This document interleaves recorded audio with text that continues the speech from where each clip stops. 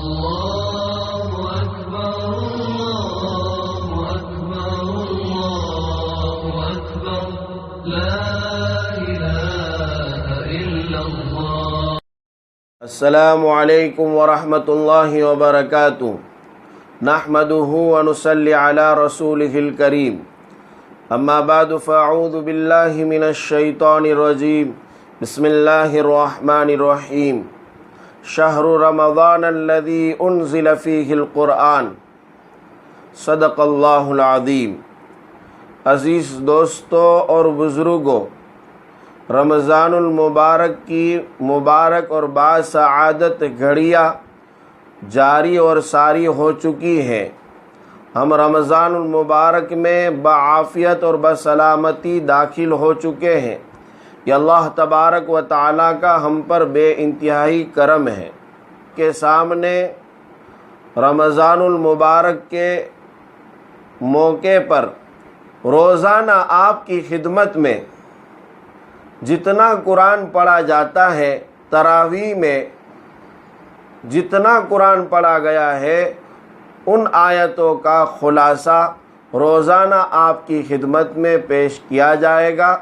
یکے بعد دیگر ویڈیو کا آپ انتظار فرماتے رہیں۔ انشاءاللہ آپ کی خدمت میں روزانہ ایک ویڈیو اس مبارک موقع پر آپ کو پہنچا دیا جائے گا۔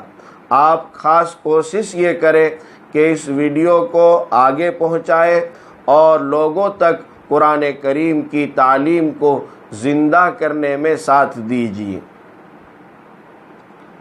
اصل میں یہ خلاصہ ابھی قریب ہی دنوں میں ہمارے مشہور و معروف ادارہ جامعہ اشاعت العلوم عقل کوہ کے ماہ ناز استاذ مکرم، جو ہر دل عزیز بڑے کامیاب مدرس اور خطیب تھے، آپ نے بڑی خدمات انجام دی ہے جس کو فراموش نہیں کیا جا سکتا۔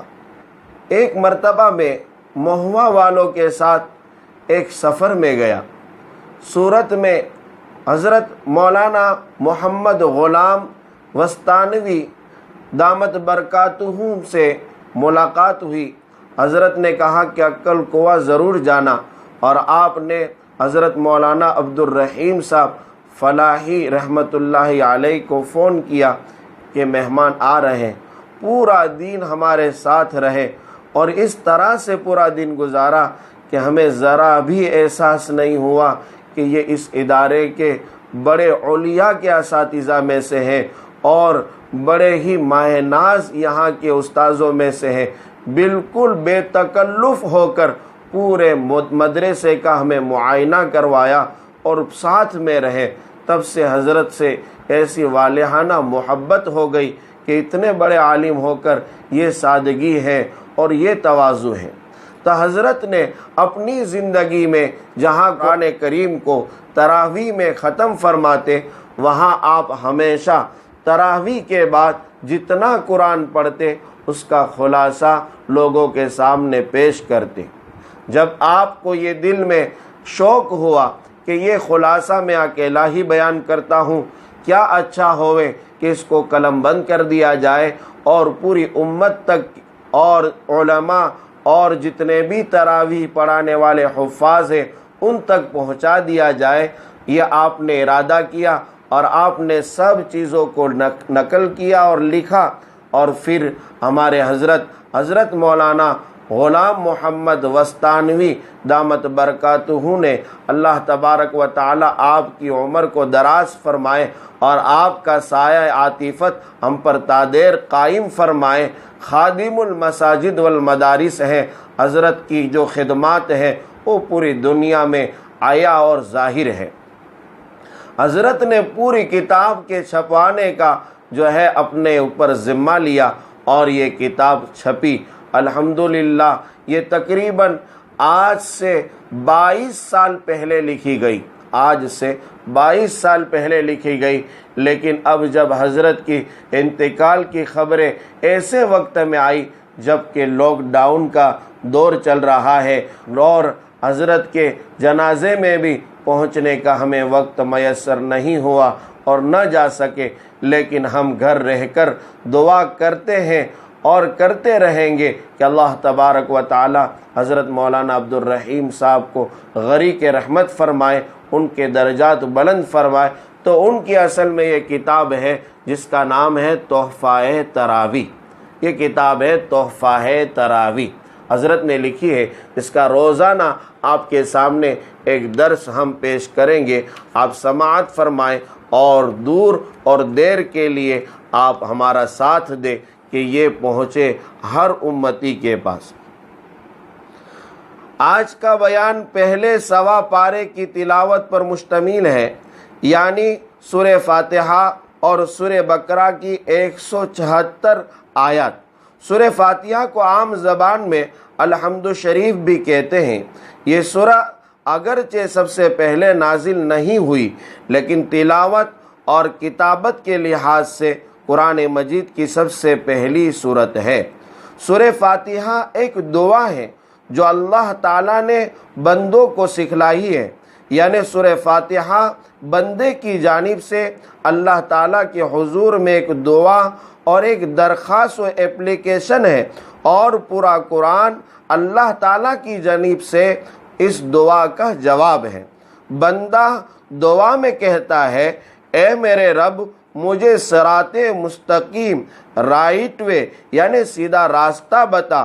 اس درخواست کے جواب میں یہ پوری کتاب اس کو عطا فرماتا ہے کہ لے، یہ ہے وہ ہدایت جس کی تو نے درخواست کی ہے، اور یہ ہے یہ سیدھی راہ جو تو چاہتا ہے۔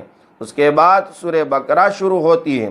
اللہ تعالیٰ ارشاد فرماتا ہے کہ قرآن مجید اللہ تعالیٰ سے ڈرنے والوں کی ہدایت اور رہنمائی کرتا ہے، گائیڈ کرتا ہے۔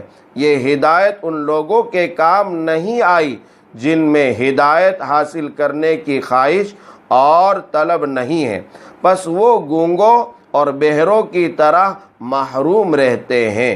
اس صورت میں غیب پر ایمان لانے کی اور نماز قائم کرنے کی ہدایت کی گئی ہے، اور ایمان کی تفصیل یہ بتلائی ہے کہ قرآن اور تمام آسمانی کتابوں پر ایمان لایا جائے اور آخرت پر یقین رکھا جائے، اور اللہ تعالیٰ کے دیے ہوئے رزق میں سے اس کی راہ میں خرچ کیا جائے۔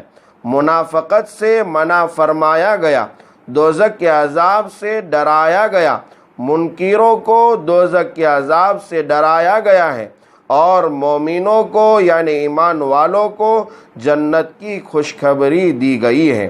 اس صورت میں حضرت سیدنا آدم علیہ السلام کی پیدائش اور ان کو اپنا خلیفہ بنانے، اور اس سلسلے میں فرشتوں اور حضرت آدم علیہ السلام کے امتحان کا ذکر فرمایا گیا ہے۔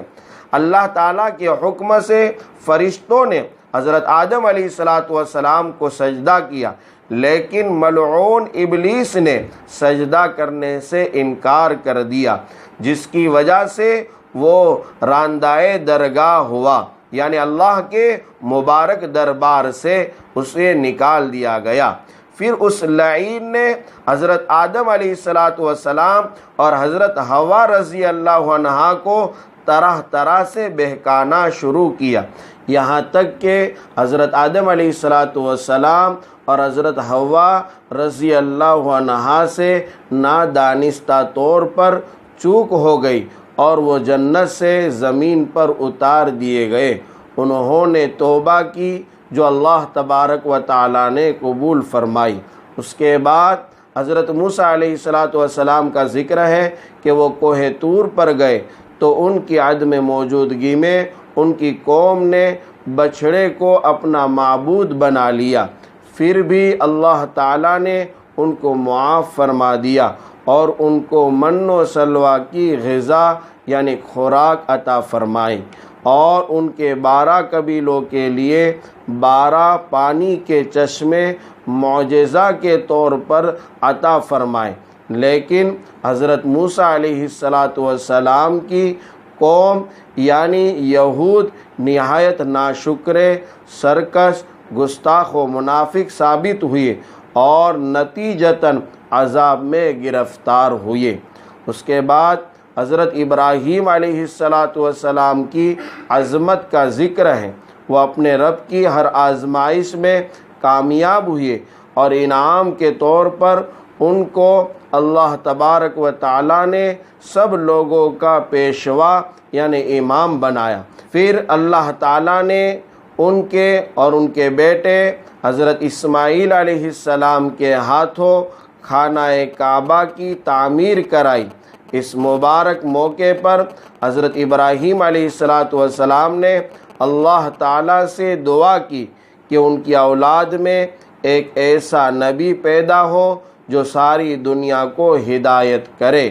یہ بشارت تھی ہمارے آقا و مولا حضرت محمد صلی اللہ علیہ وسلم کے ظہور قدسی کی طرف۔ چنانچہ یہ دعا قبول ہوئی اور ہمارے نبی کریم حضرت محمد صلی اللہ علیہ وسلم سارے عالم کے لیے نبی بنا کر مبعوث کیے گئے یعنی بھیجے گئے، اور آپ صلی اللہ علیہ وسلم کے ذریعے ساری دنیا کو ہدایت ملی۔ آگے اس صورت میں قبلہ کی تبدیلی کا ذکر ہے، جس میں بیت المقدس کے بجائے خانہ کعبہ کی طرف منہ کر کے نماز پڑھنے کا حکم دیا گیا ہے، اور ہمیشہ کے لیے بیت اللہ کو قبلہ قرار دیا گیا اور حکم دیا گیا کہ جہاں کہیں بھی رہو نماز میں بیت اللہ کی طرف منہ کرو۔ پھر مردار، خون، سور کا گوشت اور غیر اللہ کے نام پر نظر کی ہوئی چیزوں کو حرام بتلایا گیا۔ اللہ تبارک و تعالی ہمیں دین کی تمام صحیح باتوں پر عمل کرنے کی توفیق عنایت فرمائے، اور اللہ تبارک و تعالی گناہ کے تمام چیزوں سے اللہ ہماری حفاظت فرمائے۔ وآخر دعوانا الحمد للہ رب العالمین۔